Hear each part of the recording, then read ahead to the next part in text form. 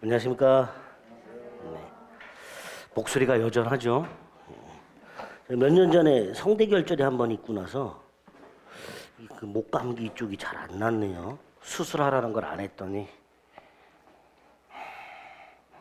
민법 강사들 중에는 성대결절 수술한 사람들이 되게 많습니다. 이거 한번 하면 한 3, 4주 목소리가 안 나와요. 예전에도 제가 제 선배되는 학교 선배 말고 강사 선배되는 분이 수술하셨어. 근데 저하고 이제 교재를 공동 집필하기로 했는데 커뮤니케이션이 돼야 되잖아요. 전화가 왔어. 말을 못해. 저보고 이렇게 뭘 저보고 이제 그 전에 문자 저한테 물어보라고. 그럼 자기가 오면은 한 번 톡하고 X면 2번 톡할 테니까 그렇게 되어버렸어. 그거 보고 나서 수술하면 안 되겠다고 그래서 안 했더니만 목소리가 이렇게 잠겨서 3주째 이러고 있습니다.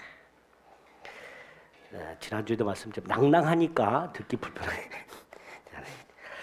쓸데없는 소리 그만하고 148페이지 물권법 할 차례죠. 자, 민법 종칙 법률행위 유효요건에 관한 거라 그랬죠. 그러니까 매매 계약과 같은 이제 법률행위 대표적인 게 매매 계약 같은 거죠. 그런 계약 같은 것이 유효하면 당사자의 권리와 의무가 생기죠. 그리고 이제 그 현대 민법은 이제 권리 중심으로 되어 있죠.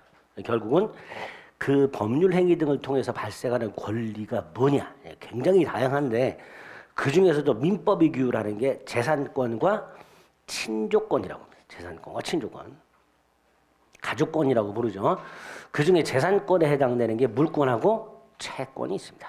그 중에 이제 물권이 질권을 제외하고는 전면적으로 우리 시험법에 있죠. 그러니까 계약 등을 통해서 취득하는 권리 중에 재산권이 있고 그 재산권 중에 물권이 가장 대표적인 권리다. 이렇게 생각하시면 됩니다.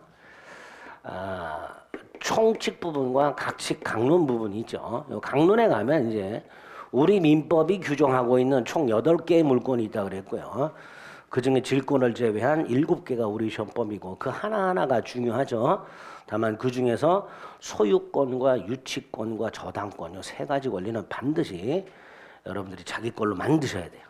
총 7개 권리 중에서 3개 소유권, 유치권, 저당권. 특히 유치권은 최근에 폐지 논의가 있어요. 폐지되기 전에 마지막 발악을 할 거예요. 몇 년간은. 그러니까 자주 출제가 됩니다. 총론 부분은 물권의 기초 부분과 기초는 이제 물권의 일반론이라고 보통 불러요. 그리고 이제 물권의 변동 부분이 있죠. 이 변동 부분은 우리가 이제 민법 총칙에 봤던 권리 변동 그 내용 그대로예요. 물권의 취득, 물권의 변경, 물권의 소멸. 그 원인이 있죠. 그걸 법률 요건이라고 그랬습니다. 그 2가지였죠. 법률 행위와 법률 규정. 그거와 관련된 구체적 내용이 물권 변동 파트에 나오게 됩니다. 보통 여기서 한 문제, 여기서 2-3문제 이렇게 출제가 되죠. 자, 물권의 기초 부분에서는 말 그대로 물권이란 게 뭐냐부터 시작해서 물권은 어떤 특징이 있는지, 물권은 누가 가질 수 있는지, 물권은 무엇을 객체로 하는지, 물권의 종류에는 어떤 게 있는지, 그리고 마지막으로 물권이란 개개의 물권에 갖고 있는 개개의 권리 말고 물권이란 놈이 공통적으로 가지고 있는 효력이 있어요. 일반적 효력이라고. 이런 내용들로 구성이 되어 있습니다. 특히 물권의 일반적 효력에 보면 2가지가 나오는데 하나가 우선적 효력이라는 게 나오고요. 또 하나가 물권적 청구권이라는 게 나옵니다. 물권 일반론 부분에서 한 문제 정도 나온다 그랬죠. 보통 이제 어디서 나올까 찍으라 그러면 대부분 요걸 찍죠. 물권적 청구권이 거의 3년에 한 2번 정도 이렇게 출제된다고 생각하시고, 특히 물권적 청구권은 강론에 가면 점유권과 소유권에 또 등장해요. 그래서 그 강론이 점유권, 소유권하고 결합시킨 문제를 출제하니까 총론 부분에서 일단 기본적인 내용을 철저하게 숙지하시고 강론 가서 구체적 내용을 또 다시 한번 확인하셔야 됩니다. 그 다음에 이 주체는 우리 시험 범위가 아니고요. 객체 자체도 우리 시험 범위가 아니지만 이 객체와 관련해서 우리 시험에 범위에 들어가는 게 있어요. 일물, 일권주의라는 게 하나 있고요. 물권의 종류부터 우리 시험 범위죠. 근데 물권의 종류는 조문이 하나 있죠. 185조. 물권 법정주의라고. 245조 맞나? 아, 기억이 이렇게 가물가물해. 맞겠지 뭐. 예. 아니면 이따 바꾸면 되죠 뭐, 그죠? 예. 맞을 거야. 어쨌든 요 정도 내용이고, 가끔 저 일물 일권주의라든가 물권 법정주의라든가 우선적 효력에서도 문제가 출제가 되거나, 아니면 그 일반적인 거 물어볼 때 보통 이렇게 물어보죠. 다음 중 물권에 관한 설명으로 옳은 것은 틀린 것은, 이렇게 뜬금없이 전체적으로 물어보는 경우가 있어요. 그럴 때 보통 여기서 지문들이 출제가 될 수 있습니다. 그래서 어떤 것들이 출제가 되는가, 그런 거 위주로 봐주시면 되겠습니다. 148페이지에 보면 1번에 물권의 의의와 성질이 나와 있어요. 물권이란 건 이렇게 되어 있죠. 현재 존재하고 특정이 되어 있으며 독립이 되어 있는 물건을, 이렇게 되어 있습니다. 당연히 현재 존재해야 되죠. 내가 물권이란 건 물건을 지배하는 권리인데, 물건을 지배하는 권리인데, 지배라는 게 뭐였어요? 사용, 수익, 처분이라고 그랬죠.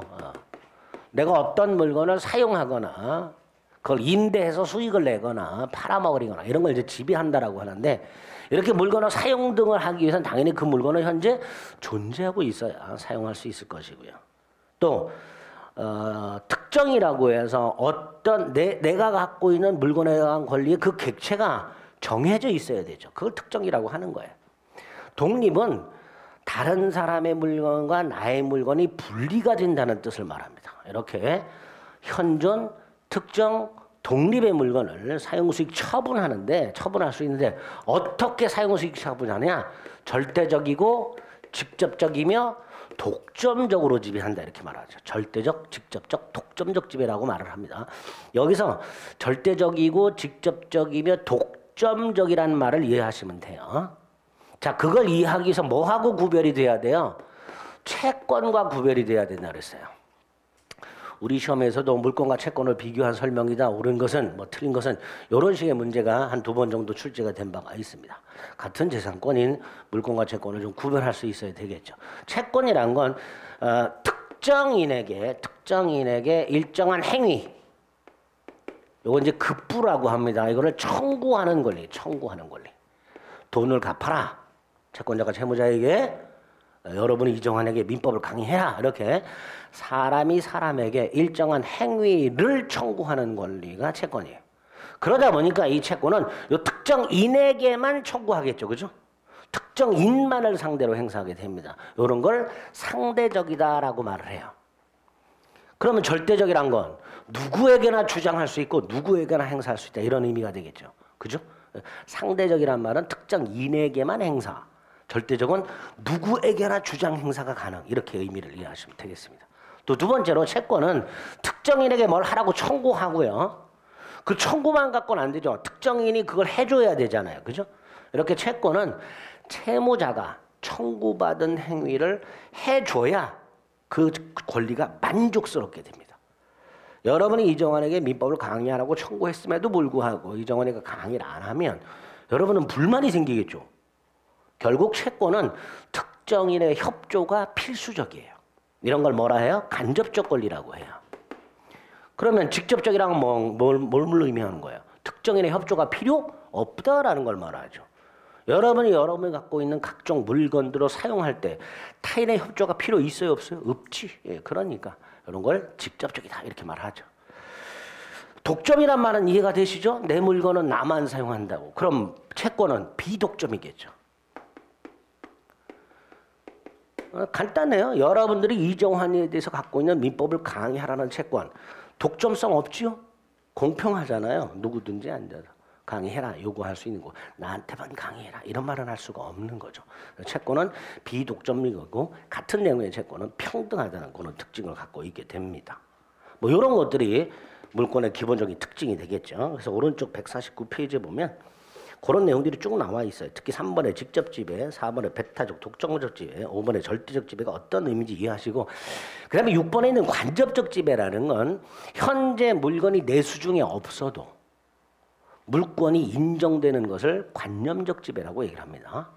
여러분들이 집에 두고 온 여러분 소유의 물건을 생각해 보시면 돼요. 그죠? 관념성을 일단 기본적으로 합니다. 반대가 되는 권리가 하나 있어요. 점유권이라고. 나중에 점유권 가서 하겠습니다. 일단은 기본적으로 관념적 지배를 특징으로 하고 있습니다. 이번에 있는 물권의 특질은 채권과 비교라고 돼 있죠. 다시 한번 요거 비교해 드린 거 쭉 잠안 올 때 심심할 때 읽어보시면 돼요.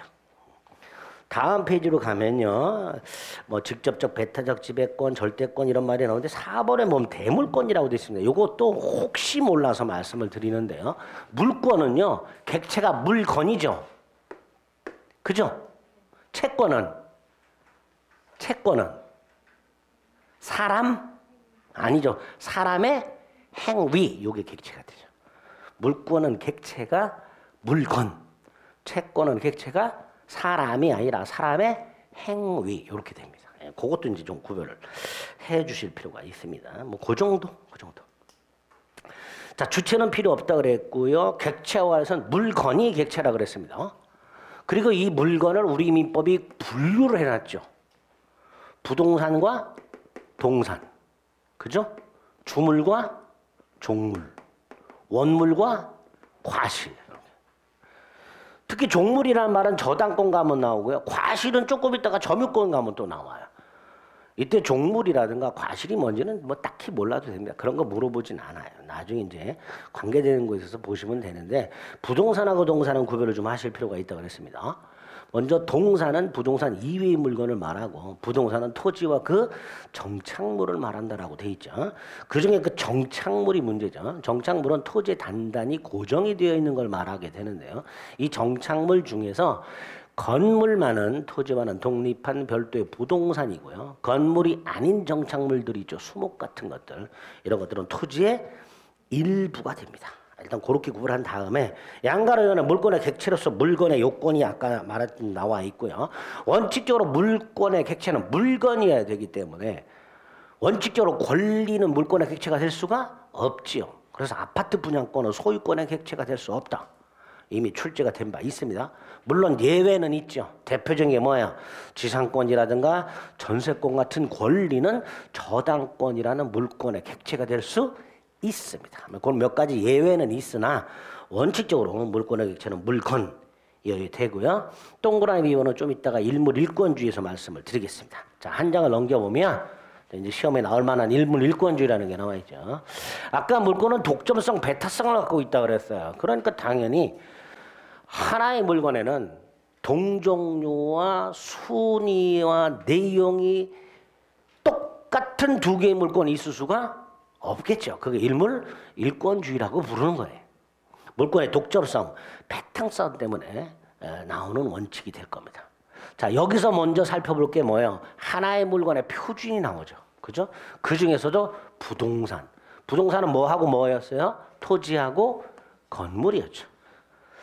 토지 한 개는 어떤 단위로 평가하는가? 필 단위로 평가한다 그랬죠. 건물 한 개는 동 단위로 평가한다 그랬습니다. 그 평가 기준만 좀 기억을 해주시면 돼요. 토지 경우 공간정보법상의 필 단위로 평가한다 그랬죠. 그러니까 그 기억의 관련 판례 뭐라고 돼 있어요? 하나의 부동산, 하나의 토지 중 일부만 보존 등기하는 게 불가능하고 하나의 부동산 전체에 등기되어 있는 보존 등기의 일부를 말소하는 것도 허용되지 않는다. 이렇게 되겠죠.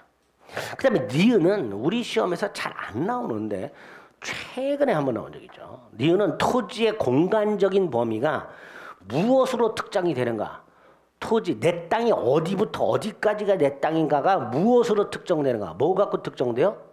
지적도상의 경계로 특정이 된다고 돼 있죠. 그게 원칙이죠. 공간정보법에 의해서 어떤 토지가 지적도의 일필의 토지로 등록이 되면 특별한 사항이 없는 이 등록으로 특정이 되기 때문에 그 토지 소유권의 범위는 지적도상의 경계로 확정되는 게 원칙이다. 이게 대원칙이 되는 거죠. 그죠? 다만 측량을 잘못한 경우가 있을 수 있죠. 기술적 착오, 기술적 오류로 인하여 측량을 잘못함으로써 현실 경계와 지적도상의 경계가 달라졌을 때 이때는 예외적으로 뭘 경계로 한다? 현실 경계를 경계로 한다. 원칙과 예외권 2차 과목에서 나올 수 있는 판례지만 우리 시험에서도 지문으로 등장 가능한 판례니까 간단히 확인해 두시고 디귿은 당연한 거죠. 지적도상 필단위로 토지 개수를 판단한다 그랬으니까 두 번째 부동산 등기법에는 1부동산 1등기부 원칙 1등기 기록의 원칙을 채택하고 있으니까 지적주성 분필 절차를 거쳐야 될 일필 토지가 등기법상으로는 분필 등기가 되어 있어요. 그러면 토지의 개수는 등기부로 판단하는 게 아니라 지적도로 판단한다 그랬으니까 당연히 이건 무효 등기다 이렇게 판결이 나올 수밖에 없을 겁니다. 그죠? 그럼 두 번째 관련 판례 확인하시고 건물은 동단위로 판단한다는 것만 생각하시면 되고 기억리는 자만 올 때 한번 읽어보시면 돼요. 시험에 안 나옵니다. 안 나옵니다. 이거 내는 놈들은 또라이죠. 근데 왜 넣어놨냐 이 자식아. 자만 올 때 읽어보시라고. 자, 3번 일물일권제 내용 세 가지를 내용을 하죠. 하나의 물건에는 두 개 이상의 물건이 성립할 수 없다. 그죠? 두 번째, 하나의 물건 일부에 별도의 물건이 인정될 수 없다. 세 번째, 하나의 물건에 양립 불가능한 수개의 물건이 독립해서 성립할 수 없다. 세 가지 내용이 있죠. 하나의 물건 일부에 독립한 물건이 성립할 수 없고 여러 개의 물건에 하나의 물건이 성립할 수 없으며 하나의 물건 전체 수개의 물건이 동시에 성립할 수 없다. 세 가지를 내용으로 할 겁니다. 다만 4번 예외가 존재하죠. 몇 가지 요건을 충족시키면 예외를 인정할 필요가 있더라. 그중에 첫 번째 하나의 물건 일부 일물건 일부에 별도의 물건이 인정되는 이게 제일 중요하죠. 하나의 물건 일부에 별도의 물건이 인정될 수 있는 경우 그 중에서도 부동산. 부동산은 두 개라 그랬죠. 일필의 토지 일부와 일동의 건물 일부 이렇게 되죠. 일필의 토지 일부와 일동의 건물 일부에 별도의 물건이 인정되는 경우가 뭐가 있을까? 이게 시험 지문에 집중해서 나옵니다. 특히 오늘 일필 토지 일부 두 가지로 나눠가 되죠. 어떻게 나눠요? 토지 자체 일부. 또 하나는 건물 이외의 정착물. 이렇게 나눠요. 특히 건물 이외의 정착물 중에 토지와는 별도로 독립한 경제적 가치를 가지고 있는 것들이 있더란 말이죠. 크게 네 그룹으로 나누죠. 수목의 집단, 수목, 미분리 과실, 농작물 이렇게 이런 식으로 분류를 한 다음에 각각 어떤 권리가 인정이 될 수 있는지 어떤 요건을 충족해야 되는지 그런 것들을 위주로 살펴보시면 되는 거예요. 그러니까 뼈대를 늘 항상 잡는다고 생각하시고 접근하는 거예요. 민법은. 193페이지에 보면 밑에 기억이 있죠. 일필토지 일부 둘로 나눠요. A. 토지 자체 일부에 용익물권이 가능하다. 지상권, 지역권, 전세권이 가능하다. 등기도 가능하죠. 그리고 원칙적으로 토지 자체 일부에 담보물권은 안 되죠. 예컨대 저당권 같은 거. 그러나 판례 중에 유치권이 가능하다는 판례는 있습니다. 토지 자체 일부에 예외적으로 뭐가 가능하다고? 유치권. 갑소유 일필토지의 일부를 을이 개간을 했어. 땅에 비용이 들어갔죠. 그러니까 을은 자신이 개간한 비용을 받을 때까지 그 개간한 부분을 유치할 수 있다. 이게 판례예요. 그러니까 대원칙을 생각하세요. 토지 일부에는 담보물권이 인정되지 않는다가 원칙이에요. 다만 대법원 판례 중에 토지 일부에 유치권 인정한 판례가 있다라는 거. 뭐 그 정도? 그 정도. 자, B. 토지 일부인 건물 이외의 정착물. 여기 또 문제죠. 요거죠. 이제 건물 이외의 정착물. 자, 이 토지 이외의 건물 이외의 정착물에 가. 수목의 집단이 남아있죠. 그 수목의 집단이 임목에 관한 법률에 의해서 보전 등기를 했을 때 그걸 임목이라 하고 소유권 및 저당권이 가능하다. 저당권 가능하다는 거.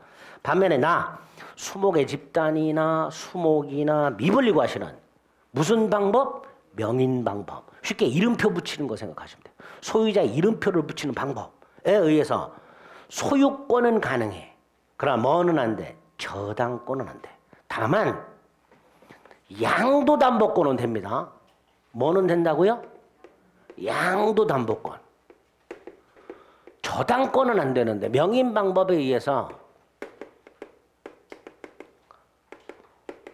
이건 안 되는데 요거는 가능해요. 양도담보권은. 양도담보권은 왜 가능해요? 겉에서 뭐하고 똑같아요? 양도담보권은? 소유권하고 똑같아요. 겉모습이.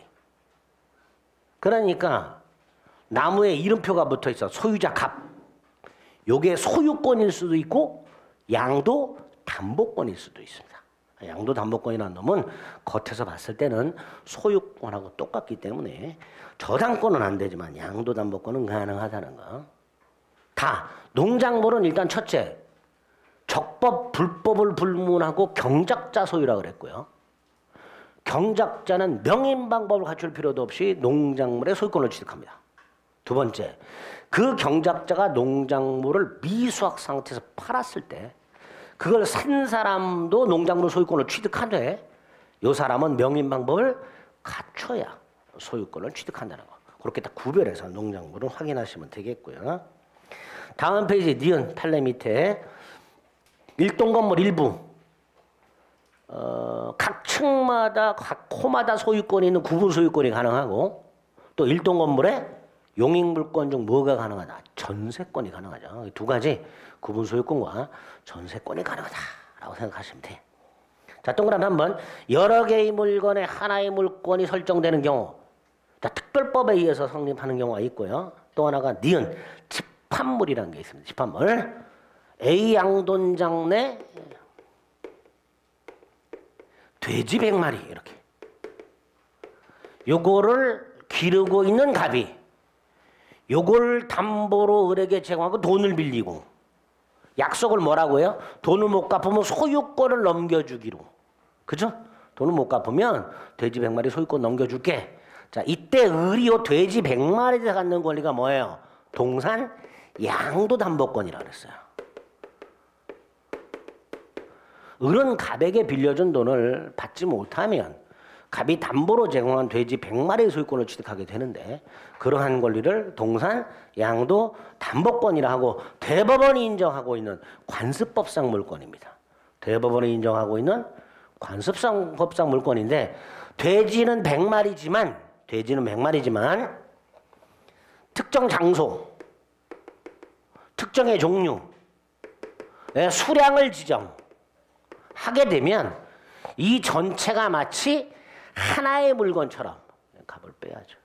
이 전체가 마치 하나의 물건처럼 취급을 한다 그랬어요. 그런 물건을 뭐라고 부른다 그랬어요? 집합물이라고 부릅니다. 집합물. 100개지만 하나로 취급한다 말이죠. 그래서 동산양도담보권이 몇 개? 한 개가 인정이 되죠.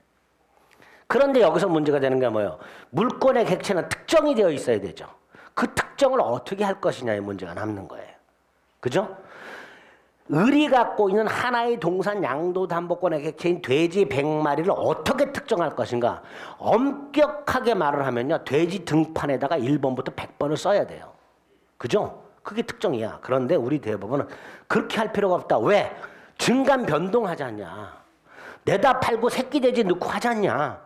그러니까 돼지 등판에다 번호 써가지고 특정해서는 안 되고 뭘로 특정해요? 여기 나와 있는 대로 장소, 종료, 수량을 지정하는 방법으로 특정을 해놓으면 그 안에 내용물이 변동이 되더라도 동산 양도담보권에는 물권 객체의 특정성을 상실하지 않는다. 즉 현재의 집합물 위에 동산 양도담보권의 효력이 그대로 미친다.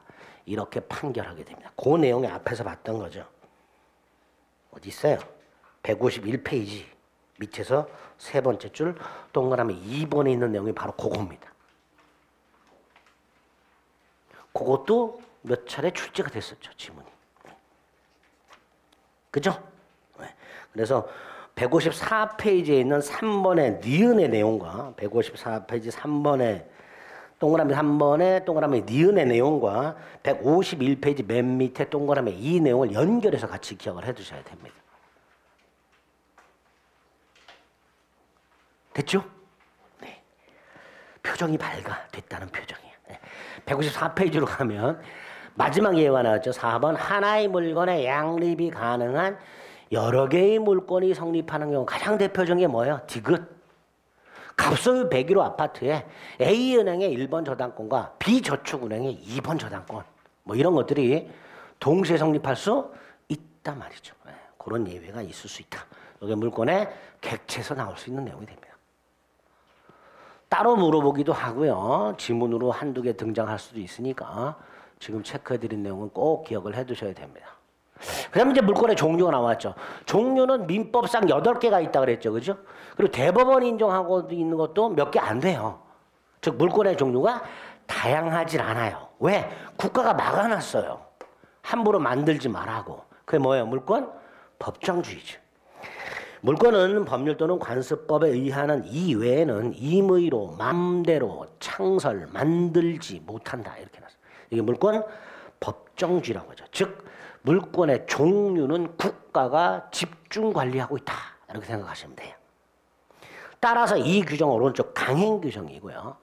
물권법 규정은 대부분 강행 규정인데 그 물권법의 강행 규정 성격은 물권 법정주의로부터 유래됩니다. 이것도 지문으로 출제가 됐죠.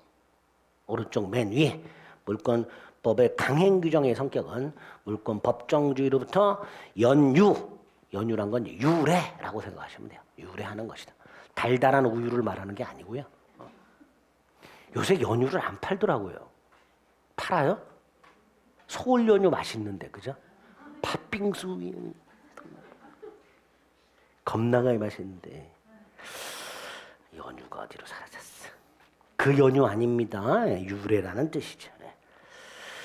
자, 동그라미 2번. 자, 185조에서 법률이라 하면 국회 재정법만을 말한다. 기억하셔야 되죠. 이걸 형식적 의미만 법률이 합니다.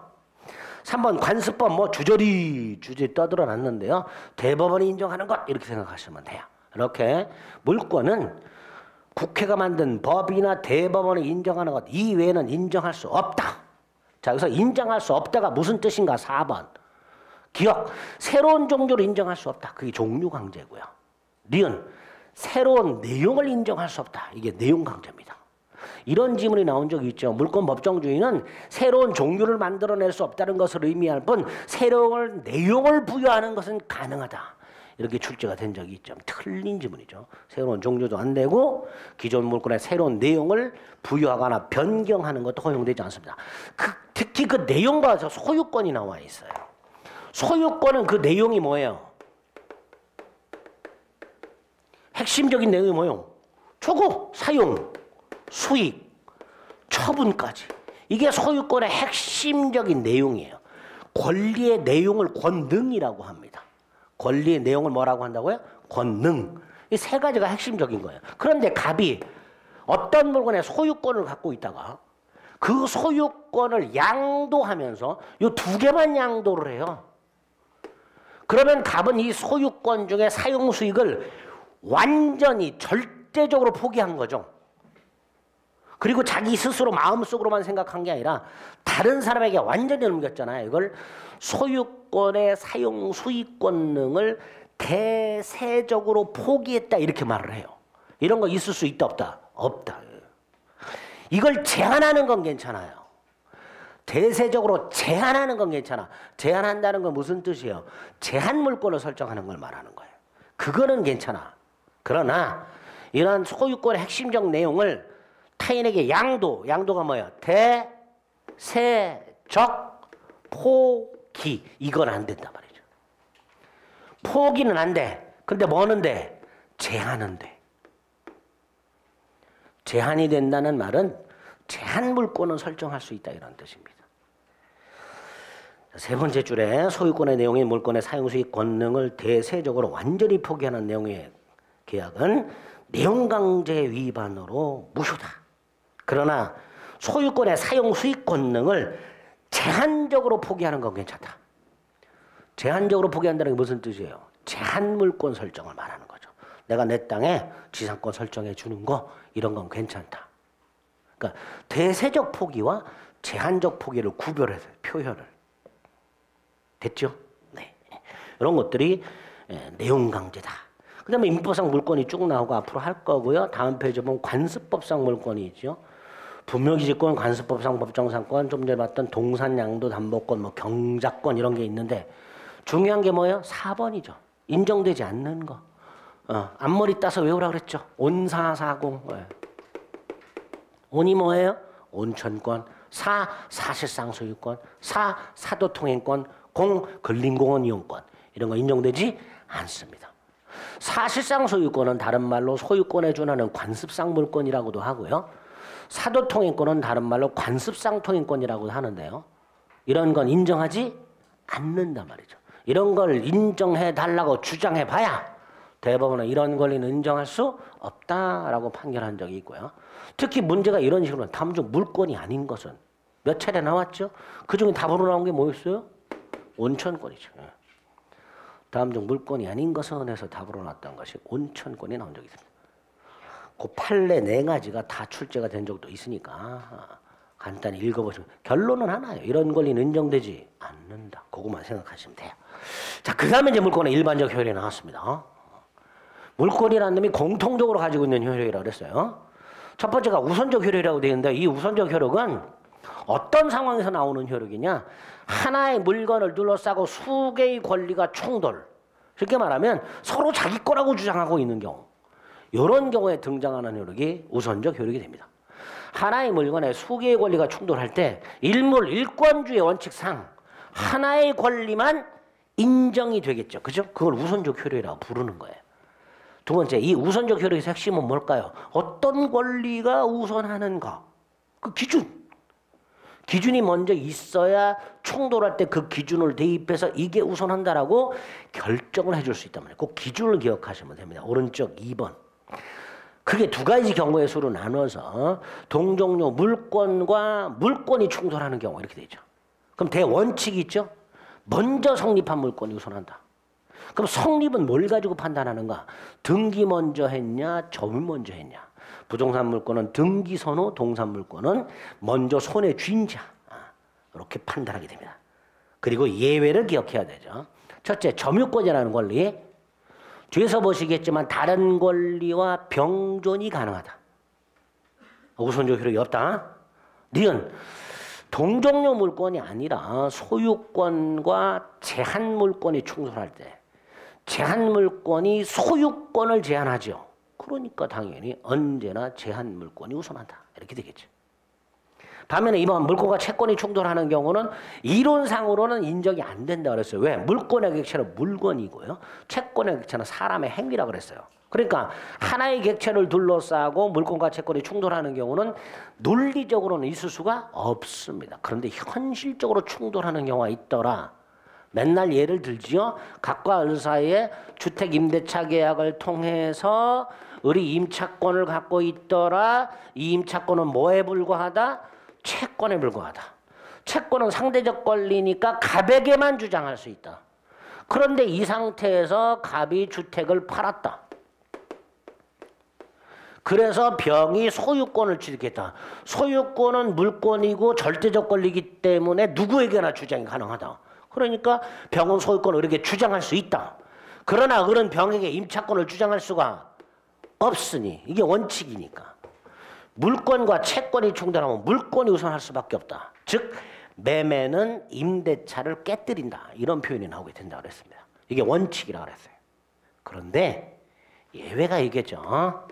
그 예외가 2가지죠. 하나가 채권이 일정한 요건을 갖춰서 대항력이라는 걸 갖게 되면 그 대항력은 제3자에게도 권리를 주장하는 힘을 말하니까 을이 만약에 대항력이 있는 상태에서 병이 소유권을 지켰을 때 을은 대항력이 있으니까 그 임차권을 누구한테도 주장할 수 있게 된다. 병에게도 주장할 수 있게 된다. 부동산 임차권이 등기한 경우, 주택 임차인이 인도와 주민등록을 한 경우, 상가 건물 임차인이 인도와 사업자 등록을 신청한 경우 등등 이럴 때 채권이 대항력을 갖춤으로써 그 이후 물권보다 우선하는 경우가 있을 수 있고 그런 걸 따지지 않고 언제나 채권이 일반 채권이 저당권자와 같은 담보 물권자보다도 먼저 경매 대가로부터 우선해서 배당을 받는 권리가 있을 수 있다. 2가지 예외가 있을 수 있다 그랬어요. 157페이지 가면 원칙이 있고 밑에 예외가 있습니다. 그중에 기억 말씀드렸고 니은 성립선우와 관계없이 채권이 우선하는 경우 그건 뭐 어떤 의미냐. A. 목적물이 경매가 될 때 그 경매 대가에 대해서 저당권자와 같은 담보물권자와 일반 채권자가 충돌할 때 원칙적으로 담보 물권자가 먼저 배당을 받아요. 이게 원칙이에요. 물권이 우선해야 되니까. 그러나 B. 요러요러한 채권들은 언제나 담보물권자보다 먼저 배당을 받게 된다. 다음 페이지 보면 네 놈이 나와 있고 그 중에 가와 나가 우리 시험범위에 있다 그랬죠. 각각 관계되는 것을 살펴보게 될 겁니다. 이런 걸 일반적 효력이라 합니다. 자, 이제 제일 중요한 물권적 청구권이 나왔어요. 청구권은요, 누구에게 뭐뭐 해라. 말 그대로 청구하는, 요구하는 권리죠. 그 요구하는 권리가 물권에서부터 파생돼 나온다 해서 물권적 청구권이라고 부르는 겁니다. 자, 물권적 청구권은 물권이란 게 누군가에 의해서 침해당하거나 방해를 당하거나 방해를 당할 염려가 있을 때 현재 물권자가 현재 침해하고 있거나 방해하고 있거나 방해할 염려를 발생케 하고 있다면 그 자를 상대로 반환이나 방해 제거나 방해 예방 등을 청구함으로써 물권의 내용, 요거죠. 사용 수익 또는 처분, 이거를 회복하는. 누가 방해하고 있으면 내가 제대로 사용을 못하니까 그 방해를 제거하라고 청구함으로써 물권의 내용 실현을 회복할 것을 목적으로 하는 그런 청구권을 물권적 청구권이다. 이렇게 부르죠. 서설과 의에 나와 있죠.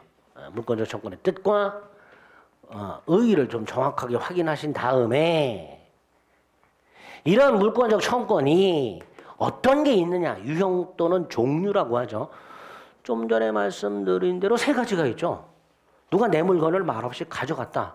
그래서 내가 물건을 사용을 못하고 있다. 이게 뭐예요? 물권 침해잖아요. 그러니까 사용하려면 어떻게 돌려달라고 해야 되겠죠. 반환. 깔고 앉아있으면 엉덩이 치우라고 해야 되겠죠. 방해 제거. 깔고 앉아가 뭐라 방해 예방. 옆집 담벼락이 무너질 것 같아요. 그럼 빨리 밟고란 말이죠. 수리해란 말이죠. 반환, 방해 제거, 방해 예방. 세 가지가 기본. 다른 거 있나요? 없어. 여기서 조심할 거 방해 제거 비용 청구, 방해 예방 비용 청구 이런 건 없어요. 방해를 제거하라 청구하는 거고 방해를 예방하라고 청구하는 거지. 내가 방해를 제거할 테니 비용 내놔라. 내가 방해를 예방할 테니 비용 내놔라. 방해 제거 비용 청구라든가 방해 예방 비용 청구권 따위는 물권적 청구권의 내용이 아닙니다. 최근에 한번 나온 적이 있죠. 물권적 청구권의 내용은 방해 제거 청구권에는 방해 제거 청구 및 방해 제거 비용 청구를 포함한다. X. 방해 제거 청구. 반환, 방해 제거, 방해 예방 청구 세 가지 권리. 이 세 가지 권리가 두 군데 규정이 되어 있죠. 점유권과 소유권에. 그래서 아까도 말씀드렸듯이 점유권, 소유권 하면 물권적 청구권이 또 나온다 그랬어요. 자, 점유권에 기초한 반환 청구권이 204조고요. 방해 제거가 205조고요. 방해 예방 206조죠. 몇 조 안 해오셔도 됩니다. 소유권은 반환 청구권 213조고요. 방해 제거 및 예방 214조죠. 이렇게 우리 부분 총 3종류를 두 세트를 규정하고 있다 그랬습니다. 그리고 점유권이 아니라 소유권에 의한 물권적 청구권은 어디? 다른 물권에 빌려 써라. 조문을 빌려 쓰는 걸 뭐라 그래요? 준용한다고 하죠. 법에서 213조를 준용한다 이렇게 되어 있으면 213조를 갖다 써라 이런 의미라 그랬습니다. 이렇게 되어 있는데 여기서 조심할 게 두 가지가 나오죠. 시험 문제 여기서 나오죠. 다른 물권에 준용하고 있는데 두 가지는 조심하자. 첫째, 유치권, 질권. 준용 규정이 있다 없다? 없다. 준용하라는 규정이 없다.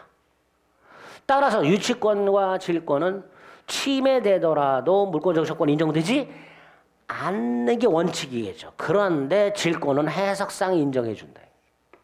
준용 규정은 없으나 질권은 대법원이 해석을 통해서 물권적 청구권을 인정하고 있습니다. 반면에 유치권은 인정 안 돼요. 그래서 물권적 청구권이 인정이 안 되는 유일한 물권, 유치권. 이렇게 되죠. 단 유치권은 침해가 되는 순간 뭐도 침해된다 그랬어요? 점유권이 침해가 됩니다.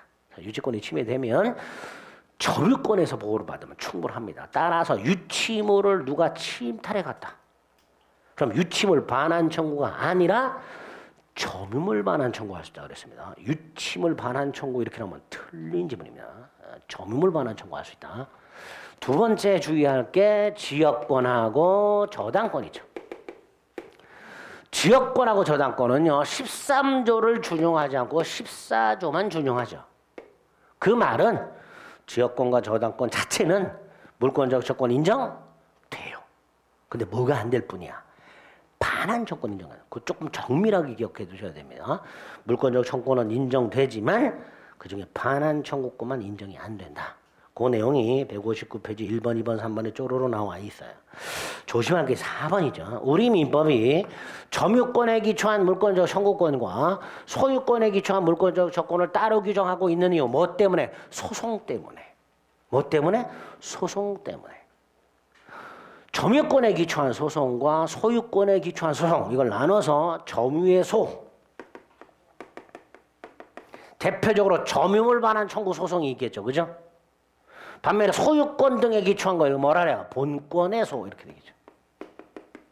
이 두 개의 소송이 하나의 소송이다 별개의 소송이다 별개의 소송이다. 우리 법원의 판결에는요 기판력이라는 게 있어요. 기판력이라는 게 뭐예요? 이미 판결이 나서 확정이 되면 더 이상 그거를 다툴 수 없다라는 뜻이에요. 그러니까 본권의 소송에 의한 판결 효력이 점유권에 기초한 소송에도 기판력이 미쳐버리면 두 개의 소송은 굳이 구별할 필요가 없어지는 거예요. 그런데 우리 민법이 점유권에 기초한 물권적 청구권과 소유권에 기초한 물권적 청구를 따로 규정하고 있는 이유는 이 소송이 별개의 소송이기 때문이다. 그래서 조문을 만들어 놨죠. 208조. 조문을 간단히 저기 뒤에 가서 확인해 보면 212페이지. 미리 조문 확인합니다. 212페이지 맨 밑에 가면 208조 1항과 2항이 있습니다. 1항에 뭐라고 되어 있어요? 점유에서와 본권에서는 서로 영향을 미치지 않는다. 점유에서에서 패소했다. 본권에서에서도 꼭 패소하느냐? 아니다. 승소할 수 있다. 뭐 이런 의미고요. 2항 점유에소에 대해서 본권을 가지고 재판하면 된다 안 된다? 안 된다. 결국 권리도 별개의 권리고 소송도 별개의 권리니까 구별해라. 이런 의미가 되는 겁니다. 됐죠? 나중에 뒤에서 다시 한번 보겠습니다. 어쨌든 요런 종류로 우리 민법이 규정이 되어 있으며 그거와 관련해서 몇 가지 지문이 나올 수 있으니까 그 159페이지 내용들을 좀 확인하시고 자 중요한 게 4번의 성질이죠. 물권적 청구권은 일단 누군가에게 뭐뭐 하라고 청구하는 거잖아요. 그죠? 채권의 성질이 있어요. 그리고 물권으로부터 파생돼 있죠. 물권의 성질도 있죠. 결국 물권적 청구는 물권의 성질과 채권의 성질을 모두 가지고 있는데 그 중에서 물권의 성질이 뭐냐? 물권의 성질이 물권적 청구권을 발생케 한 물권과 운명을 같이 하는 성질. 물권이 소멸하면 물권적 청구도 소멸, 물권이 이전되면 물권적 청구도 이전. 이렇게 물권과 운명을 같이 하는 성질을 말하게 된다. 그게 핵심이죠. 그래서 판례가 있죠. 갑소유 땅에 을이 무단으로 건물을 지음으로써 갑이 토지 소유권이 방해당하고 있을 때 갑은 을을 상대로 건물 철거 및 토지 반환을 청구할 수 있는데 이 갑의 을을 상대로 하는 건물 철거 및 토지 반환 청구권은 토지 소유권에 기초한 물권적 청구권이죠. 그런데 갑이 토지를 양도해요. 그럼 뭐도 양도가 된다? 물권적 청구권도 양도가 되니까 토지 소유권을 양도하면서 그 토지 소유권에 기초한 물권적 청구권만 전 소유자에게 유보시켜 전 소유자에게 남겨둬서 전 소유자인 갑으로 하여금 행사하게 하는 것은 허용될 수 없다. 이렇게 판결이 나올 수밖에 없습니다.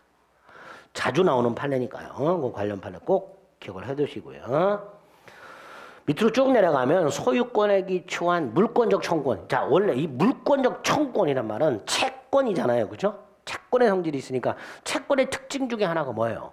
일정 기간 행사하지 않으면 소멸한다죠. 그게 뭐예요? 소멸시효죠. 근데 특히 소유권에 기초한 물권적 청구는 소유권과 운명을 같이 하기 때문에 소멸시효에 걸리지 않는다. 그것도 가끔 등장하는 지문이 됩니다. 다음 페이지 뭐 채권적 성질이 있고요. 5번째 행사 요건이 나와 있죠. 이 행사 요건은 물권의 침해 원인이 뭐냐? 침해 원인이 와 관련된 거죠. 침해 원인은 두 가지가 있죠. 불가항력적 침해하고 침해자의 고의 또는 과실에 의한 침해가 있는데 대법원에 의하면 물권이 침해 원인이 무엇인지를 불문하고 뭐가 인정된다? 물권적 청권 인정이 된다. 이거를 침해 사실의 객관성 이렇게 불러요. 물권적 청권은 침해자의 고의과실을 요건으로 하지 않는다라고도 말을 하죠. 즉 불강력적 침해가 있든 침해자의 고의과실이 있든 물권적 청권이 인정이 됩니다. 그 다음 이렇게 물권의 침해가 됨으로써 물권자에게는 뭐가 생겼어요? 손해가 생겼죠. 그 손해배상을 청구할 수 있는가의 문제가 별도로 있을 수 있고요. 당연히 불강력적 침해 경우는 손해배상 청구할 수가 없겠지. 그래서 침해자의 고의과실이 있으면 요놈한테 손해배상을 청구하면 되겠죠. 그래서 물권적 청구는 침해 원인을 묻지 않는다. 두 번째, 침해자의 고의과실이 있다면 물권적 청구는 외에 손해배상도 청구할 수 있다. 그러나 불가항력적으로 침해되었을 때는 물권적 청구권만 인정이 되니까 물권적 청구권이 항상 손해배상 청구권과 함께하는 것은 아니다. 물권적 청구권이 손해배상 청구권을 언제나 수반하는 것은 아니다. 이런 지문들이 그 행사 요건에서 나올 수 있게 됩니다. 자, 6번 물권적 청구권 행사. 누가 행사하는가가 나오고요. 청구권자. 누구에게 행사하는가가 나옵니다. 상대방. 청구권자 누구예요? 현재 물권자. 그죠? 판례가 하나 있죠? 갑소유 건물을 양수한 을이 아직 소유권 이전 등기를 안 했어. 그럼 을은 아직 소유권자가 아니야. 따라서 건물의 무단점거자를 상대로 을이 직접 건물 소유권에 기초하여 명도를 청구할 수는 없다. 소유권자는 여전히 갑이니까. 을은 갑의 물권적 청구를 대위 행사할 수는 있지만 을이 직접 소유권을 기초한 명도를 청구할 수는 없다. 이렇게 되겠죠. 반면에 누구를 상대로 해요? 현재 점유자. 이게 대원칙이죠. 점유자에는 직접 점유자도 있고 간접 점유자도 있게 됩니다. 남의 주기 점유권 가서 보게 됩니다. 다만 요 상대방은요. 나중에 요 점유권 204조 점유물 반환 청구권과 소유권 213조 소유물 반환 청구권의 상대방이 누구냐가 구체적으로 나와요. 그 구체적 상대방을 나중에 점유권과 소유권에서 확인하셔야 됩니다. 일단 기본 누구를 상대로 한다? 현재 점유자. 따라서 하나가 더 나오죠. 점유보조자. 점유보조자는 점유자도 아니다. 아니죠. 얘는 상대방이 될 수가 없다가 됩니다. 이거 다 점유권에 나오는 놈들이니까 그때 다시 한번 보겠습니다. 청구권자 양가를 본 현재 물권자 관련 판례 확인하시고 상대방은 현재 점유자 확인하시고요. 구체적 내용은 나중에 가서 볼 겁니다. 그리고 오른쪽에 보면요. 관련 판례 1번이 있죠. 그죠? 그 다음에 3번이 있습니다. 이 두 개를 묶어가지고요. 1번과 3번. 사례 형태를 대비하셔야 된다 그랬어요. 물권적 청구는 갑소유 땅에 을이 무단으로 건물을 지었다 하더라도 누가 소유권자? 을이 소유권자. 을이 소유권자. 여기서 아까 나왔던 거 갑이 땅을 병에게 팔면 갑은 더 이상 을을 상대로 건물 철거 따위를 청구할 수가 없다. 이건 당연한 거고. 그 다음에 이 상태에서 갑이 을에게 할 수 있는 거 퇴거 청구할 수 없다. 그러나 철거 청구할 수 있다. 토지 반환 청구할 수 있다. 그죠? 세 가지. 갑이 건물 소유자를 상대로 건물에서 퇴거를 청구할 수는 없고 건물 철거 청구 및 토지 반환을 청구할 수 있다. 이렇게 되겠죠. 그 다음에 여기서 경우의 수가 둘로 나오죠. 을이 건물을 양도한 경우 그러나 아직 병에게 등기를 이전하지 않은 경우 이제 정 건물을 양수했으나 아직 등기 안 했어. 그럼 정은 건물 소유자가 아니야. 건물 소유자가 아니니까 건물을 철거할 권한이 없어야 되는데 우리 대법원 정 건물 소유권 없다. 그러나 뭐는 있다? 철거권은 있다. 법원 판례, 대법원 판례 지문을 보면 표현을 보면 철거할 지위가 있다 이렇게 말해요. 철거할 지위. 을이 건물 소유자는 아니지만 그 판결에서 뭐라 해요? 건물을 철거할 수 있는 사람은 건물 소유자에 한한다 라고 분명히 밝혀요. 그럼에도 불구하고 정 건물 소유자는 아니지만 예외적으로 철거할 권한이 있다. 그러니까 갑은 정을 상대로 뭐 할 수 있다? 철거 청구할 수 있다. 여기까지만. 여기에 덧붙여 퇴거 청구를 할 수 있나요? 토지 반환 청구할 수 이거 물어보기 시작하면 복잡해요. 요거만 기억하시면 돼요. 철거 청구할 수 있다. 반면에 을이 건물을 뭐 해요? 임대. 그럼 정은요. 건물 임차인이잖아요. 그러니까 갑은 정을 상대로 철거는 청구할 수가 없지요. 근데 뭐는 할 수 있다? 퇴거는 청구할 수 있다. 이게 무슨 뜻이라 그랬어요? 깔려 뒤지시면 나가라 그런 의미라고 그랬죠. 그죠? 때려부시러 와가지고 을을 상대로 철거 소송 제기해서 승소 판결을 받은 다음에 승소 판결을 가지고 강제 집행을 하죠. 집행관 데려서 때려 부신단 말이죠. 포크레인 기사 같은 거 봤죠? 포크레인 끌고 간 거 때려 부시는 거. 그러니까 저한테 뭐라 그래야 돼? 나와라 이렇게 깔려 뒤지시면 나와요. 퇴거 청구할 수 있다. 여기서 이 정을 보세요. 이 정이 건물에 대해서 갖고 있는 권리 임차권이죠. 정당한 권리예요, 부당한 권리예요. 이 임차권 권리는 정당하죠. 을하고 계약을 한 정당한 건물 임차권을 갖고 있잖아요. 그러나 건물이 토지에 대해서는 불법 건물이죠. 그럼 이렇게 말하죠. 건물에 대해서 아무리 정당한 권리를 갖고 있다 하더라도 뭐 유치권이라든가 임차권이라든가 전세권이라든가 건물에 대해서 아무리 정당한 권리를 갖고 있다 하더라도 그 건물이 토지에 대한 관계에서 불법 건물이라면 건물 권리자는 토지 소유자에게 대항할 수 있다 없다? 없다. 이렇게 되겠죠. 그게 1번화 되겠죠. 그게 3번 판례예요. 보겠습니다. 건물이 그 존립을 위한 토지 사용권을 갖추지 못하여 토지 소유자가 건물 소유자에 대해 철거 및 토지 반환을 청구할 수 있는 경우라고 돼 있죠. 무슨 뜻이에요? 건물이 불법 건축물이다 이런 뜻이죠. 또는 얘가 땅에 대해서 지상권을 갖고 있어 그 지상권을 소멸했다 이런 뜻이에요. 더 이상 이 건물이 토지에 대한 관계에선 정당한 건물이 아니다라는 뜻이에요. 그러니까 그런 상태에서 건물 소유자 을이 아닌 제3자가 건물을 점유하고 있을 때 이 제3자가 설령 건물에 대해서 정당한 권리를 갖고 있다 하더라도 토지 소유자의 퇴거 청구에 거절을 못한다. 밑줄이 뭐래요? 건물 점유자에 대해서 퇴출을 청구할 수 있다. 이때 건물 점유자가 건물 소유자로부터 정상적인 임차권을 갖고 있고 그 임차권이 설령 대항력이라는 걸 갖고 있다 하더라도 토지 소유자에게는 대항할 수가 없다. 이렇게 되겠죠. 건물 자체가 철거될 운명이라면 그 건물에 대해서 정상적인 권리 유치권, 대항력 있는 임차권, 건물 전세권 이런 권리를 갖고 있다 하더라도 토지 소유자의 퇴거 청구에 대해서 거절할 수가 없다. 이렇게 될 겁니다. 조금 어렵죠, 그죠? 어려운데 이렇게 정리를 해두시면 되겠습니다. 비용 부담은 몰라도 되고요. 7번에 보면 다른 권리와의 관계 중에서 계약상 권리와의 관계가 나와 있어요. 자, 계약상 권리와의 관계는 첫째가 계약이 종료되었을 때 대표적으로 임대차.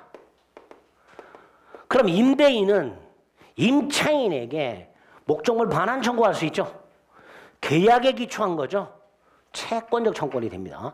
계약에 기초한 청구권, 채권적 청구권. 또 하나, 얘가 소유권을 갖고 있다면 소유권에 기초해서도 반환을 청구할 수 있죠. 이렇게 계약관계가 종료가 되면 계약관계에 기초한 반환 청구권과 소유권 등에 기초한 반환 청구권 두 가지 청구권이 생기게 되고요. 계약에 기초한 걸 채권적, 소유권에 기초한 걸 물권적 이렇게 부르죠. 두 개의 청구권은 내용은 똑같죠. 반환 청구권. 그러나 성질이 다르죠. 계약에 기초한 건 채권적. 그래서 10년의 소멸시효에 걸려.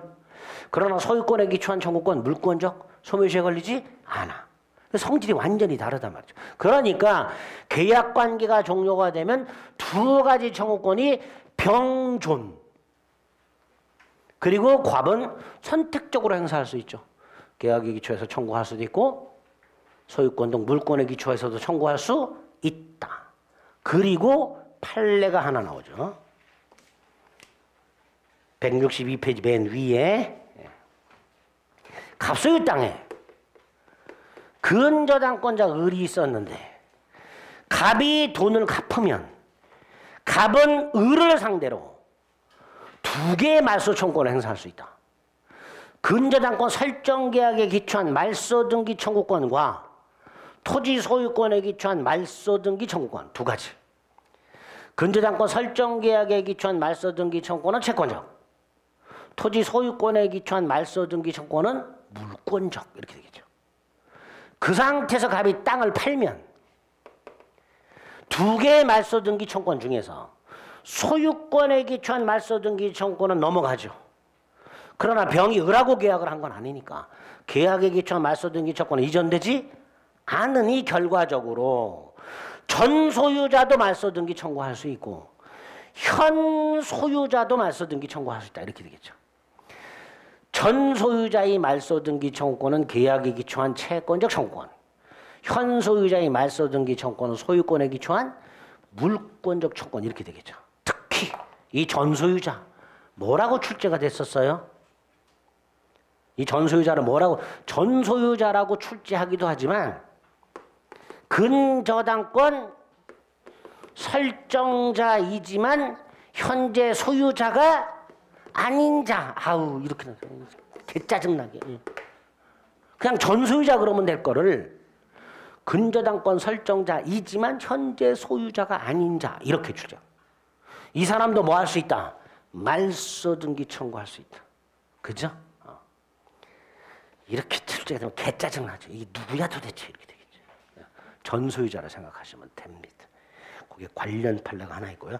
마지막 8번에 보면요. 물권적 청구는 물권자가 행사하는 거죠. 그러니까 당연히 채권을 갖고 있는 사람은 물권적 청구는 인정이 안 되죠. 따라서 갑이 을에게 물건을 임대했는데 제3자가 이걸 침해하면 을은 임차인은 직접 물권적 청구권 행사할 수 있다 없다? 없지요. 왜? 을은 임차권이라 뭐만 갖고 있으니까? 채권만 갖고 있으니까. 다만 대법원에 의하면 이 임차권이 뭘 갖추고 있으면 대항력을 갖추고 있으면 예외적으로 채권이긴 하지만 물권적 청구권 인정돼요. 그런데 그렇게 인정이 되더라도 방해 제거하고 방해 예방 청구권만 인정이 될 뿐 반환 청구권은 절대로 인정해 주지 않습니다. 부동산 임차권 같은 채권이 대항력을 갖췄을 때 물권적 청구권이 예외적으로 인정이 된다. 다만 반환 청구권은 인정되지 않는다. 이유가 뭘까요? 반환 청구권은 점유하다가 뺏기는 거잖아요. 그럼 점유권에 의해서 반환 청구하면 돼요. 대항력 유무를 떠나서 점유권에 기초해서 반환 청구권을 인정하면 됩니다. 그러니까 굳이 임차권 자체에 반환 청구권까지 인정해 줄 필요는 없다라는 취지입니다. 그래서 마지막 8번 채권이 침해되었을 때 당연히 채권이니까 물권적 채권 인정이 안 된다. 다만 대항력 있는 임차권은 예외적으로 물권적 채권 행사할 수 있대. 단 반환 채권은 끝내 인정해 주지 않는다. 이렇게 결론을 내려주시면 되겠습니다. 됐죠? 물권의 기초 부분의 내용들 한 문제 출제가 되지만 나오면 무조건 맞춰주셔야 돼요. 늘 그렇죠? 연락이 떠들고 한 문제 출제된다고 힘을 쪽 빼죠? 네, 괜찮아. 그렇게 한번 들어놓으면 다 맞출 수 있습니다. 변동은 좀 쉬었다 하겠습니다.